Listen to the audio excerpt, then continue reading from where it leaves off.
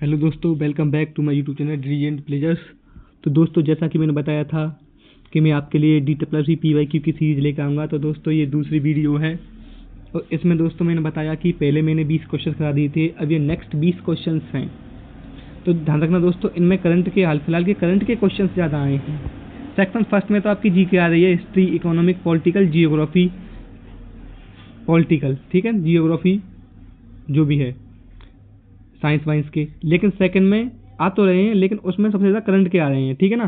तो दोस्तों, आपके ये बहुत ही महत्वपूर्ण साबित होंगे जो आपका आने वाला MTS एग्जाम है। जो MTS एग्जाम हो रहे हैं, अभी तो फरवरी चल रही है, अब मार्च लग गई है, लेकिन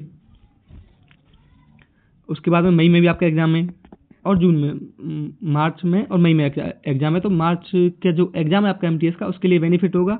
और जो आगे आने वाले एग्जाम्स हैं, DSSC court attendant, room attendant, assistant superintendent, MTS का भी आगे आने वाला एग्जाम है, तो उनके लिए बहुत ही महत्वपूर्ण कारगर साबित होगा। अब बिना टाइम वेस्ट करते हुए हम चलते हैं फर्स्ट क्वेश्चन पर। तो दोस्तों, मैंने ये जो करंट के वो 1 लाइनर क्वेश्चन बना दिए हैं, ऑप्शन ना देके 1 लाइनर में बना दिए हैं, जिससे कि आपको याद करने में आसानी हो और ज़्यादा टाइम वेस्ट ना हो। तो यह 25 करोड़ का आंकड़ा जो वित्त मंत्री निर्मला सीतारमण ने अपने बजट 2026 के भाषण में बताया गया, किससे संबंधित है? तो दोस्तों, ये संबंधित है बहुआयामी गरीबी से बाहर निकले लोग। नेक्स्ट क्वेश्चन है आपका, भारत में पहली मोटो GP रेस मोटो भारत 2023 किस शहर में हुई थी? तो ग्रेटर नोएडा में। करंट का कुछ अता पता नहीं है, लेकिन यह है कि करंट के बारे से तेरे क्वेश्चन पूछेगा, उसमें 6 से 7 तो पिछले 6 महीना की जो करंट अफेयर है ना, यदि आपका एग्जाम फरवरी में है तो पिछले 6 महीना की, मार्च में है तो पिछले 6 महीना की, आज जो है तो पिछले 6 महीना की करंट आप याद करके जाएं। उससे 6 से 7 क्वेश्चन मिलेंगे, बाकी 4-5 क्वेश्चन आपको 1-2 साल पुराने भी मिल सकते हैं, ठीक है। तो नेक्स्ट क्वेश्चन है, 2015 में IM मलाला के लिए बेस्ट चिल्ड्रंस एल्बम्स ग्रैमी पुरस्कार किसको मिला है? ये मिला है नीला वासवानी को। किसको मिला है? नीला वासवानी को। नेक्स्ट क्वेश्चन है, नवंबर 2025 की सरकारी रिलीज में निम्नलिखित PMMKSSY योजना पर फोकस किया गया। तो मत्स्य पालन पर। किस पर? मत्स्य पालन पर। किस पर फोकस किया गया? मत्स्य पालन पर। नेक्स्ट क्वेश्चन है, जुलाई 2025 में किस विमान ने स्वदेशी RF स्पीकर के साथ अस्त्रा मिसाइल लॉन्च की? तो Su-30MK first, Sukhoi 30MK first. Next question, Dalton के परमाणु सिद्धांत का सबसे महत्वपूर्ण योगदान क्या माना जाता है? तो डाल्टन का जो सबसे महत्वपूर्ण सिद्धांत था वो ये था, उसने कहा था कि एक परमाणु जो है अविभाज्य सूक्ष्मतम कण है जो सभी पदार्थों का निर्माण करता है, ठीक है। परमाणु एक ऐसा कण है जिसे और ज़्यादा विभाजित नहीं किया जा सकता। किसी को विभाजित करने के बाद जो बचता है ना लास्ट, मतलब उसे विभाजित नहीं किया जा सकता, वो परमाणु है, इसने ये कहा था, ठीक है ना। नेक्स्ट क्वेश्चन, आधुनिक आवर्त सारणी में यूरेनियम 32 से अधिक परमाणु संख्या वाले तत्व क्या कहलाते हैं? तो ट्रांस यूरेनियम तत्व कहलाते हैं। आवर्त सारणी अच्छे से रट जाना। आवर्त सारणी में 2 किनारे का अतिरिक्त सिद्धांत, डाल्टन का परमाणु सिद्धांत, रदरफोर्ड का अल्फा कण प्रयोग, ये बहुत मोस्ट पूछे जाते हैं, ठीक है ना। प्रकृति में सबसे ज़्यादा कौन सी गैस पाई जाती है? धातु, अधातु, उपधातु, तन्यता, आघात वर्धनता, यशदलेपन, ये जो फिक्स टॉपिक हैं इनसे पूछे जाते हैं, आप इनको एक बार कवर कर लीजिएगा। जब फ्रीज के अंदर रखे भोजन वाले डिब्बे को बाहर लाने पर पानी की बूंदें बनती हैं, तो इस भौतिक प्रक्रिया को क्या कहते हैं? इसे कहते हैं संघनन। क्या कहते हैं? संघनन। क्या कहते हैं दोस्तों? संघनन। नेक्स्ट चलते हैं,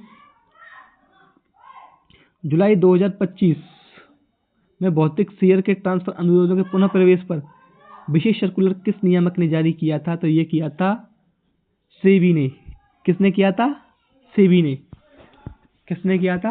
सेबी ने। शायद सेबी के जो चेयरमैन है वो तुहिन कांत पांडे हैं, मेरे हिसाब से जो मैंने पढ़ा है।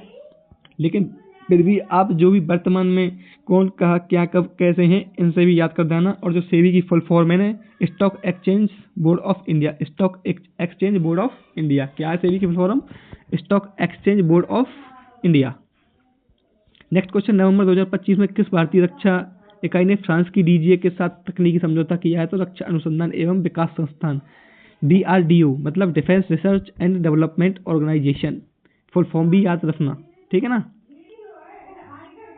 11 नवंबर 2025, क्वेश्चन नंबर 11 सॉरी नवंबर 2025 में इफ्फी गोवा के भारतीय पनोरमा सेक्शन में फिल्मों का चयन किस आधार पर किया गया है? तो सौंदर्य उत्कृष्टता के आधार पर, एस्थेटिक एक्सीलेंट के आधार पर किया गया है।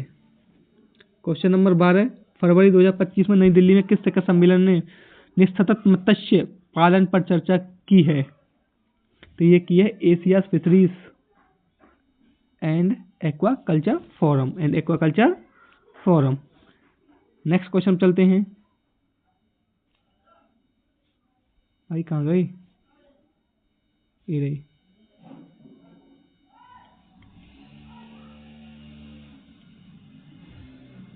क्वेश्चन नंबर 13, 12 अगस्त 2025 को, तो आपको तो ये याद होना चाहिए सीधा सीधा, दिवस एंड थीम के अंतर्राष्ट्रीय युवा दिवस मनाया जाता है स्वामी विवेकानंद के लक्ष्य पर। 12 अगस्त को भारत में अंतर्राष्ट्रीय युवा दिवस मनाया जाता है। नहीं सॉरी भाई, वो स्वामी विवेकानंद में नहीं था, क्योंकि ये अंतर्राष्ट्रीय युवा दिवस है, वो राष्ट्रीय युवा दिवस था, ठीक है ना। SCO संघाई कॉर्पोरेशन ऑर्गेनाइजेशन, संघाई सहयोग संगठन राष्ट्रध्वज की 25वीं परिषद है, वो कहाँ पर हुई थी? तियानजिन शहर में। कहाँ पर हुई थी? तियानजिन शहर में, ठीक है। नेक्स्ट क्वेश्चन, आइए गुलदार को पानी, अरे भाई क्या हो रहा है? नेक्स्ट क्वेश्चन, आयन को गुलदार पानी के नीचे संग्रहालय में बदलने का उद्देश्य क्या है? इसका उद्देश्य है सतत पर्यटन और पारिस्थितिकी तंत्र की देखभाल करना। आईएनएस गुलदार को पानी के नीचे संग्रहालय में बदलने का उद्देश्य है सतत पर्यटन और पारिस्थितिकी तंत्र की देखभाल करना है। Next, India AI impact summit 2026 किस क्षेत्र में आयोजित होने वाला पहला वैश्विक शिखर सम्मेलन होगा? तो ये होगा ग्लोबल साउथ में। कहाँ पर? ग्लोबल साउथ में। नेक्स्ट क्वेश्चन, लोक गायक मामे खान में किस राज्य से संबंधित हैं? तो ये बहुत अच्छा क्वेश्चन है। जो मामे खान है वो राजस्थान से संबंधित रखते हैं। कहाँ से रखते हैं? राजस्थान से। नेक्स्ट क्वेश्चन, नवंबर 2025 को मनाए गए महिलाओं के खिलाफ हिंसा उन्मूलन के अंतर्राष्ट्रीय दिवस की विषय की थीम क्या थी? इसकी थीम थी unite to end digital violence against all women and girls. ठीक है, unite to end digital violence against all women and girls. ठीक है, नेक्स्ट क्वेश्चन पे चलते हैं। 31 अक्टूबर को भारत में कौन सा राष्ट्रीय पर्व मनाया जाता है? तो राष्ट्रीय एकता दिवस मनाया जाता है, जो कि सरदार वल्लभ भाई पटेल की जयंती के उपलक्ष्य में भारत में प्रतिवर्ष 31 अक्टूबर को राष्ट्रीय दिवस मनाया जाता है, जो कि सरदार वल्लभ भाई पटेल को लौह पुरुष के नाम से जाना जाता है। स्वतंत्र भारत के पहले उप प्रधानमंत्री और गृह मंत्री थे ये। विभिन्न रियासतों को भारतीय संघ में एकीकृत करने के लिए इन्होंने महत्वपूर्ण प्रयास किया। इस प्रथा को सरकार द्वारा आधिकारिक तौर पर 2014 में शुरू किया गया था। बहुत ही अच्छा क्वेश्चन है। डीएस दिवस और थीम से 2 क्वेश्चन पूछे गए हैं।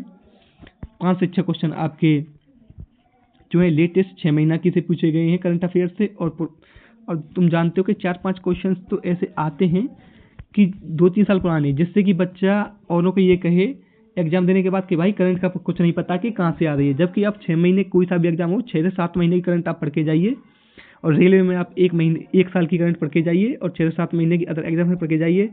खासतौर पर दिल्ली में तो आप 6 से 7 महीने की पढ़ जाइए बस। बाकी 3 से 4 क्वेश्चन तो ऐसे आते हैं जो पिछले 2-3 साल के होंगे करंट के। बंदा ये कहेंगे, बच्चे ये कहेंगे भाई करंट का पता नहीं, कुछ कहाँ से आ रही है, 2-3 साल की आ रही है, तू मत पढ़ के जा। लेकिन मैं आपसे कह रहा हूँ कि तुम पढ़ के जाना, अच्छे नंबर लाओगे आप। ठीक है, और रही बात जो history, political, geography, economics, science की, वो मैं यहाँ पे प्रैक्टिस करा दूंगा। करंट के भी चल रहे हैं क्वेश्चन प्रीवियस ईयर के, और जो है कोर सब्जेक्ट की भी चल रहे हैं, जो मूल सब्जेक्ट हैं उनके भी चल रहे हैं। मैं गारंटी के साथ कह रहा हूँ, आप कम से कम 20 से 25 क्लास देख जाना मेरी, जो मैं कराऊंगा अब लेटेस्ट प्रीवियस ईयर की, और जो मैं टॉपिक बताऊँ उनको याद कर लेना। गारंटीड है भाई साहब, अगर आपको कोई रोक जाए तो। ठीक है, गारंटी के साथ कह रहा हूँ। और ऐसा कंटेंट पूरे यूट्यूब पे कहीं नहीं मिलेगा, भले ही आप और जगह ट्राई मार लेना। ठीक है, क्वेश्चन नंबर 20 पे चलते हैं कि नवंबर 2025 में डेटा सुरक्षा परिषद ऑफ इंडिया, ये फुल फॉर्म याद रखें ना, DSCI, ने निम्नलिखित किस संस्थान के साथ मिलकर ISEL पहल के तहत छात्रों और शोधकर्ताओं के लिए साइबर सुरक्षा नवाचार चुनौती 1.0 का अनावरण किया है? तो उन्नत कंप्यूटिंग विकास केंद्र हैदराबाद। तो दोस्तों ये 20 क्वेश्चन हो गए। जो पहला पार्ट है 20 क्वेश्चन और दूसरा पार्ट है 20 क्वेश्चन, 20-20 करके 40 क्वेश्चन आपके खुलेंगे। तो पहले में तो मोस्टली जो है कोर सब्जेक्ट पूछ सकता है, history, political, geography, economics, science.